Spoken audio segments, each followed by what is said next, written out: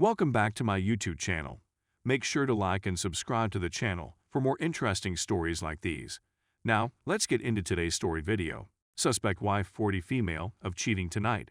Help me, 42 male, stay sane. My wife has been traveling for work more often over the last 2 years, and our relationship has had ups and downs as a result of this. This week, she'll be working on the East Coast, while we'll be working on the West. Because we have a shared Apple family account, she is willing to reveal her whereabouts. She was supposed to come home the next day, but she went out to dinner with a colleague this evening instead. At 9 p.m. PT, I was emailing her about the issues she was having with her children and dogs, and I looked up her location. She often complains about being exhausted, so I'm surprised she hasn't checked into her hotel. I'm going to suppose that dinner was a bit late. Approximately an hour later, 1:30 a.m. at /10:30 a.m. PT, I check her location again, and she is in a residential neighborhood. On Google Maps, there are no motels in the area, only houses, which is disappointing. I tried contacting her many times, thinking maybe the Do Not Disturb function had been activated, but she didn't pick up the phone. In this case, I'm watching her whereabouts at a property in the city where she often goes for a visit. She sent me a text message not long ago. I'm lost on what to do at this point. Do I have to wake up early in the morning to search for the phone? Simply inquire of her when she returns home as to why her phone was placed in such an unexpected spot. It is difficult for me not to jump to conclusions, yet there is a general sense of uneasiness about everything. What is my game plan going to be? Edit. She returned to the motel where she had been staying. At 2:30 a.m. PT/5:30 a.m. I took note of the situation. When I attempted to call her at 2:12 a.m. PT, she responded with a text message indicating that she was sleeping. The sinking feeling is becoming more intense. The way it will function is as follows. I offered to meet her at the airport if she needed it. The journey home will be spent interrogating her about the evening, her boss's home, or any other people she was with, and her activities after leaving the restaurant. In the event that she does not explain the journey to and time spent in the residential area by the time we return home, I will be forced to display screenshots of the location and then demand full, open access to phones and computers for the purpose of reviewing text messages and other correspondence. When the gadgets are put on the table, I will insist on their being turned off and will not allow her to make any calls until I have checked them. To be quite honest, I despise being in this situation. I'm extremely tempted to throw up. This is something I don't want our 2 adorable little children to go through with their lives. Update. She has returned to her hometown. The location of Apple was right. She'd gotten herself into a semi-rando situation. That was not the case with her supervisor. There is no way to defend yourself. There was one mistake, says the author. I stayed on track with my goal. She was the first to confess it. She even made up a story about having a urinary tract infection, UTI, in order to avoid having relations until she had a positive STI test. I'm not sure what the future holds for my marriage at this point. The couple has been married for 23 years. There are 2 children. I'm completely befuddled right now. I may be heard from the adjacent room. I'm dripping with perspiration and pounding the keys. Please understand that we have been together for 23 years and married for 18 years. To answer a few questions, I have a reasonable belief that it wasn't her job since she told me the guy's name, and it matches the address information I received the night before when doing research. I'm forced to choose between 2 possibilities, both of which will have catastrophic consequences. This is a terrible situation. Story 2. I came back from my deployment only to find my wife with another man on my bed. Being in love is arguably one of the most beautiful things in life, but it is also one of the most perilous. I understand that life is all about taking chances. As a private, I joined the Marines. I'm now a corporal. I busted but I'm still here. I wanted to be a Marine for the rest of my life, or so I thought. I'm in a difficult situation. My wife and I married 3 years ago. I was madly in love with her when I married her. She made me happy with everything she did. I adored how she looked at me, how she smiled, laughed, and played with her hair. Now, I'm not sure whether I still adore her. I was on deployment for 8 months. Now, while I was at the base, my brothers would often remind me that women only married soldiers for the advantages. You know, things like benefit payments, healthcare, education, vacations, and so forth. They claim spouses become lonely when we deploy and bring a pal home while I'm here. I didn't pay attention to any of this, did I? Isn't it not true of all women? Well, I'm not sure anymore. It's not my position to suggest that every woman is now like this.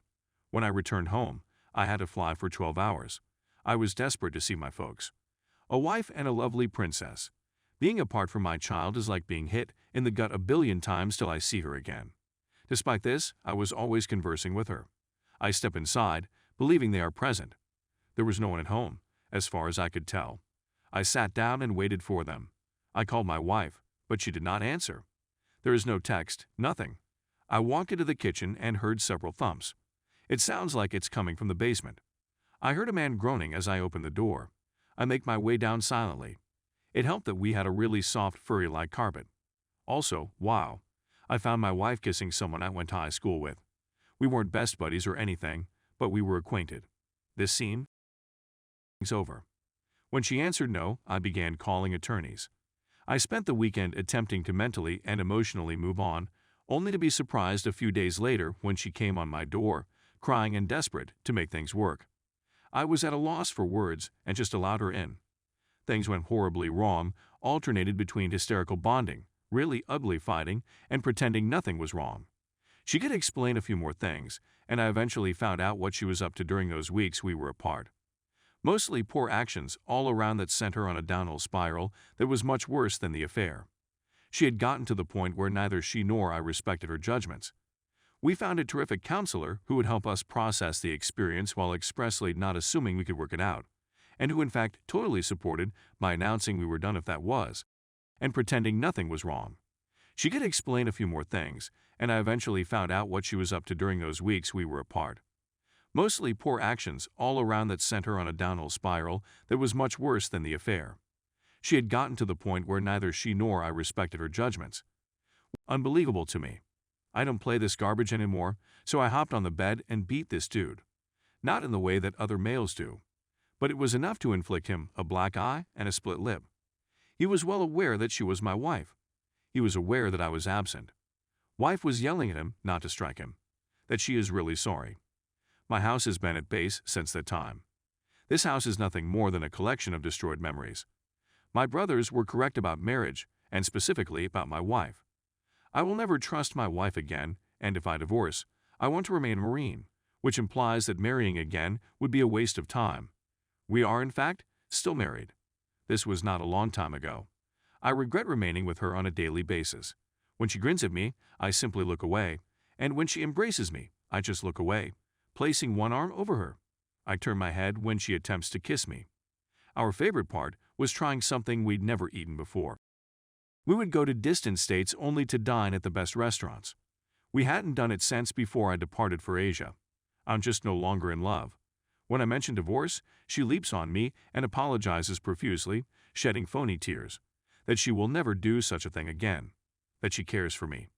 She admitted to sleeping with him 3 times. I know I'm all over the place. So, throughout my absence, she only slept with him 3 times. Okay. To be honest, I think I should be nominated for most distant spouse. She to me, telling me she misses me, and that what she did was a mistake, that she'll go to any length to keep us the same as before. We don't dispute, yet we're more separated than adversaries. She is always recommending that we visit a therapist. All they'll do is tell us to make up. I'm not doing anything that entails touching her or establishing eye contact for more than a second. That is why I will not be attending. I was unconcerned about my daughter. She has a striking resemblance to me. She has my ears, eyes, and hair color. I don't need a DNA test. Even though she wasn't mine, she was my life. I would never abandon her. She is the reason I am not divorcing and ending my marriage. At the base, one of my brothers didn't slap me in the face. I recall them stating that if you come home and find your wife in bed with someone else, we'll claim we told you so. But he didn't say it. Instead, he added, I'm wrecking my life with the wrong person. He said that if I do not divorce, I would be unhappy when I may meet someone wonderful. Sure thing. I simply want to return home. However, because to the epidemic, this will not be possible. I offer everyone a blessing and ask that they keep safe indoors. Update. I returned to Reddit. I saw a slew of mails asking for an update. There are 103 distinct personal messages and 130 plus comments. It's impossible to respond to everything. It's probably a good idea to update every sub I wrote it to. I hope there wasn't too many haha, But I was in a deep despair. I was going through a difficult divorce, but I always had my tiny star at my side. My kid comes up to me and gives me a hug and tells me she loves me. She is my healer. I'm feeling considerably better after a long and hard couple of months, but I'll keep going. The agony I went through in boot camp was nothing compared to this. So I'm going to go on from here. I also had my small star with me. Who knows, maybe I'll find another lady, but not anytime soon. I learned 2 things. I can't trust others, and marriage is a waste of time. Wow. All I have to do is be there for my kid and myself. I hope you and your friends are safe. You'd be amazed how many folks are still sick. Longer and had a nice long week this morning. I now have everything I've worked for over the previous 10 years or so. I've marked numerous significant things off my bucket list in the previous year, and now that I have everything I wanted or close to it, I'm absolutely depressed since I have no one to share